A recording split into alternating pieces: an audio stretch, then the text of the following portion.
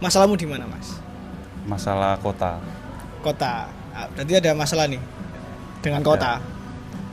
Masalah kota menurut saya, masalah kota itu melelahkan tapi juga penuh tantangan. Oh ya. Berarti masalahmu di kota. Di kota kehidupan itu serba melelahkan dan penuh tantangan. Penuh tantangan, ya. Gimana tuh? Coba jelaskan. Saya bilang melelahkan itu karena kita dituntut untuk rutinitas ya. Kalau rutinitas 1-2 rutinitas mungkin nggak masalah, tapi kan rutinitas harian terus menerus, berangkat pagi sore pulang, kadang-kadang di rumah juga masih ada pekerjaan. Kebetulan saya kan aslinya dari desa ya, dari Jombang, yang di kota itu mencari pekerjaan aja. Oke. Ya, Nah, untuk tantangannya itu. tantangan karena mungkin di desa itu memang susah untuk mencari pekerjaan. Oke. Ya. Satu, pekerjaan susah, terus akses untuk pekerjaan susah. Oke. Sekalipun ada pekerjaan juga saya kira dengan kebutuhannya itu kurang seimbang lah. Akhirnya lari ke kota. Lari ke kota, di mana di kota banyak sekali persaingan gitu ya. Oke. Nah, kelelahannya ada di kota selain karena rutinitasnya, apakah juga kehidupan masyarakat di kota dengan segala macam pembangunannya, modernitasnya itu juga membuat sampean merasa lelah gitu? Saya kira juga begitu ya. Karena di kota selain rutinitas kita bertemu dengan kadang-kadang kan fokus bekerja, ketemu dengan permasalahan, ketemu dengan apa ya lingkungan yang monoton ya, apalagi di kota itu karena semua kerja, jadi ya tak kira lebih orang-orangnya itu lebih egois, lebih pragmatis, lebih individualis. Nah, itu juga jadi problem tersendiri yang melelahkan dalam tanda kutip menurut saya. Oke. Berarti kehidupan di kota itu gimana? Kan tadi melelahkan, penuh tantangan. Ada nggak yang membahagiakan di kota? Ya, salah satu yang membahagiakan selain mungkin juga kita dapat mencari rezekinya juga di kota ya. Saya mencari rezeki di kota, bertemu dengan kolega, itu juga bertemu dengan teman-teman. Kebetulan saya seorang pengajar ya, bertemu dengan mahasiswa, kadang-kadang juga ada perspektif baru yang muncul, ada kreativitas baru yang muncul dari mereka. Terus itu juga yang menjadikan salah satu motivasi saya untuk terus belajar terus. Nah, sekarang saya mau tanya lagi nih. Selain lelah, tantangan itu dari Masnya. Ya. Pernah merasa jengkel nggak dengan situasi yang ada di kota atau di sela-sela rutinitas pekerjaan gitu? Iya, pasti. Kalau jengkel dari aspek kadang-kadang karena pekerjaan kita kan tuntut pekerjaan untuk rutin ya, dari pagi sampai sore ya kan. Tentu kadang-kadang selain rutinitas pekerjaan sendiri ya kan yang monoton ya, kadang-kadang selama setahun, 2 tahun, 3 tahun sampai sekarang, tentu itu juga pasti lelah juga. Iya.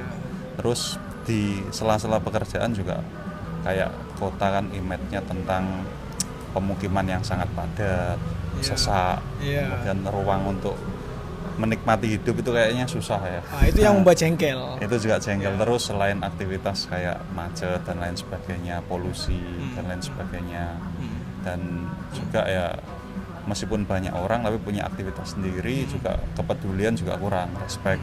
Nah, itu juga bikin juga jengkel juga. Oke. Ketidaknyamanan hidup di kota atau kelelahan tadi ya, dalam tanda kutip, kalau memang ada dari teman-teman juga mungkin yang merasa tidak nyaman gitu. Apakah memang itu wujud dari sebenarnya ketidaknyamanan kita melihat situasi nasional?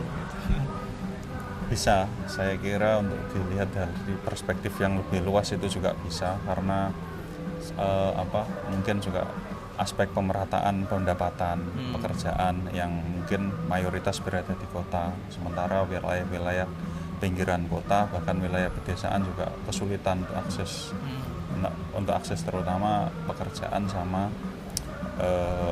sama upah yang layak ya, sehingga banyak yang ke kota. Itu juga membawa beban tersendiri. Saya kira itu. Kan ada tuh ya orang-orang perantau misal dari Minang atau dari Bawean dari mana gitu ya, atau dari Jawa merantau ke Kalimantan atau dari desa merantau ke kota. Selalu ada imajinasi tentang kemapanan gitu kan ya, cita-cita hidup mapan gitu. Saya mau merantau ke kota supaya biar mapan. Apakah yang dijanjikan oleh kota tentang kemapanan itu objektif atau realistis enggak? Atau jangan-jangan sebenarnya itu janji-janji yang semu gitu? Awalnya sih kayak gitu ya. Kayak saya dari desa ke kota, rumah saya di desa ya. Jadi pasti pulang ke desa ya kan. Di mana itu, di Tuban ya? Di Jombang. Di Jombang. Nah, itu. Satu, orang desa itu pasti menganggap orang kota itu pasti punya uang. Nah, akhirnya punya tantangan sendiri. Tapi jadi ada ekspektasi lebih bagi mereka-mereka yang dari kota, biasanya di desa kayak gitu, untuk berbagi kepada tetangga dan lain sebagainya. Tapi di kota juga kadang kita ketika rutinitas bolak-balik desa, bolak-balik dari desa ke kota ya, seminggu sekali, kadang nggak sampai seminggu liburan pulang ke desa, otomatis kita kan kepingin di kota, tinggal di kota. Tapi ketika tinggal di kota juga permasalahannya tidak sesimpel itu. Tidak sesimpel itu. Rumah harga properti mahal, sementara gaji juga pas-pasan, itu juga jadi problem tersendiri di kota. Jadi boleh jadi pindah di kota itu bukan menyelesaikan persoalan. Kadang juga ada orang yang mengejar cita-citanya di kota tapi nggak dapet ya. Lebih banyak yang dapet cita-citanya atau nggak dapet kira-kira Mas? Kalau dari penglihatan saya juga kayaknya juga untuk survive di kota juga butuh effort yang lebih ya. Jadi ya banyak juga yang berhasil juga perlu diakui juga banyak ya kan. Tapi yang tidak berhasil juga lebih banyak lagi. Oke, nah sekarang aku punya pertanyaan terakhir Mas. Nah tadi kita udah bicara tentang kota. Menurut sampean ketika kita hidup di kota ya, apa yang membuat sampean paling tidak terima dengan kota ya? Paling tidak terima tentang satu pembangunan modernitas yang ada di kota itu, apa yang membuat kita itu berpikir harusnya seperti ini gitu? Ada nggak kira-kira? Saya kira mungkin karena sistem politiknya atau apa, iklim sosiologisnya atau apa gitu. Ya karena kota itu memang kompleks ya. Kota memang kompleks, masyarakatnya banyak, etnisnya juga banyak, dari luar daerah juga banyak yang masuk ke kota ya kan. Kemudian di kota juga itu dari aspek sosial itu ya, terus dari aspek politik saya kira juga berpengaruh juga ya di kota, melihat kayak semacam penataan politik kita juga carut marut ya sistemnya. Oh berarti politik di kota itu rata-rata mostly carut marut Mas ya? Saya kira seperti itu ya, tak lihat kayak politik di kota, apalagi masyarakat juga sebenarnya tidak begitu peduli ya tentang politik. Kalau di kota saya kira masyarakat lebih peduli kepada yang sifatnya pragmatis ke dia ya, yang sifatnya kebutuhan dasar untuk terpenuhi. Tapi kan ini kadang-kadang di kota itu kayak apa ya, umpama kayak kemiskinan ekstrim itu malah jadi komoditas politik kayak gitu. Sementara penyelesaian masalah ya memang ada, perlu diakui ada penyelesaian masalah, tapi kan ternyata ketika dilihat dalam perspektif yang lebih luas juga tidak pernah selesai masalah itu, selalu ada. Ternyata kejadian politik yang ada di kota, ternyata kalau saya mengutip Masnya tadi, saya kasih footnote gitu ya, itu ternyata tidak pernah berusaha menyelesaikan persoalan orang-orang miskin atau orang-orang pedesaan gitu ya. Jadi dia menghamba pada aspek-aspek yang egois gitu ya, orang-orang partai politik gitu. Oke.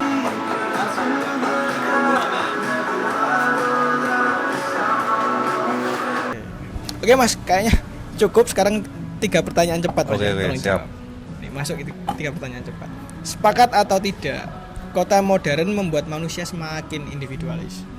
Sepakat. Kenapa tuh? Ya, jadi semakin kita berada di kota itu ternyata kita itu semakin tidak tahu, bahkan tetangga kanan kiri kita di rumah aja kadang kita tidak tahu ya, karena memang aktivitas yang Di sangat kota, padat ya, selain mungkin keluarga inti aja, nah, kayak gitu. Oke. Nomor 2, generasi sekarang terlalu dipaksa untuk produktif di kota. Ya memang karena kota itu ya pusat epicentrum. Sepakat nggak itu dulu? Saya kira juga sepakat, sistem yang ada di kota untuk memaksa masyarakatnya untuk dia harus produktif. Kalau dia nggak produktif, dia akan tertinggal oleh yang lain. Tapi kata-kata dipaksa ini bagus apa enggak kira-kira? Dipaksa produktif. Dipaksa, kata-kata dipaksa bisa berarti dua ya, bisa positif, bisa negatif ya. Kalau dia memiliki kemampuan, kapasitas, mungkin dia bisa survive di situ ya. Tapi bagi masyarakat yang dia memang dalam tanda kutip bonek, untuk nekat dari desa ke kota, tidak memiliki skill, keahlian, kemudian dia dipaksa dengan ritme kota, harus memenuhi kebutuhan sendiri ya kan, semua serba beli dan lain sebagainya, ini juga akan jadi masalah baru. Oke, malah dipaksa itu malah menyebabkan satu mental fatigue atau kelelahan mental baru ya. Mental. Akan mungkin efek yang ekstrim mungkin bisa terjadi kayak fenomena prostitusi di kota, terus fenomena kejahatan, jambret dan lain sebagainya. Mereka yang dalam tanda kutip tidak siap dipaksa oleh sistem, baik sistem sosial maupun sistem politik. Menarik. Ya itu. Oke, menarik.